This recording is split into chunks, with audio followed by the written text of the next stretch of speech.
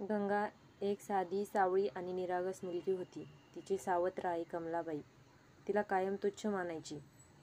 तिची स्वतःची मुलगी सुहासिनी मात्र गोरं रूप आणि आईचा लाड मिळाल्याने घराची राजकन्या झाली होती. गंगाला घरात नोकरासारखी वागणूक मिळायची. अखेर एका गरीब नोकराकडे तिला देऊन टाकण्यात आलं. नोकराने तिला आपलीच मुलगी मानली आणि तिने त्याच्या घरी राहून कष्ट सुरू ठेवले. तिच्या मनात राग नव्हता, पण शिक्षणाची ओढ होती. ती लिहायला वाचायला शिकू इच्छित होती, पण परिस्थितीमुळे शक्य नव्हतं. एक दिवस त्या गावात मोठ्या वाड्याचा मालक श्री हरीराव देशमुख आले. त्यांना गंगाच्या प्रामाणिकपणाची आणि हुशारीची जाणीव झाली. त्यांनी तिला आपल्या मुलासाठी वधू म्हणून निवडले. गंगाचे आयुष्य एका क्षणात बदलले. तिचा नवरा सुरेशराव देशमुख फक्त श्रीमंतच नव्हता, तर उदार मनस्क होता. त्याने गंगाच्या डोळ्यातील शिक्षणाची ओढ ओळखली आणि तिला शिकवण्याचा निर्णय घेतला.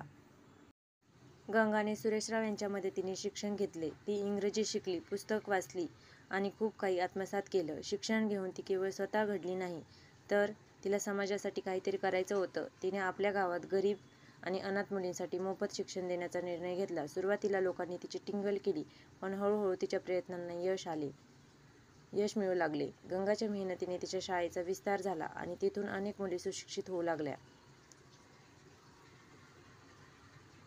या दरम्यान कमलाबाई आणि सुहासिनीचे आयुष्य फार बदलले होते. सुहासिनी च्या मोठ्या घरात होती. तिचा नवरा तिला मारहाण करत होता. तिचा संसार उद्ध्वस्त झाला आणि शेवटी तिने घर सोडले. कमलाबाई आता वृद्ध झाली होती. तिच्याजवळ ना संपत्ती उरली ना लोकांचा मान.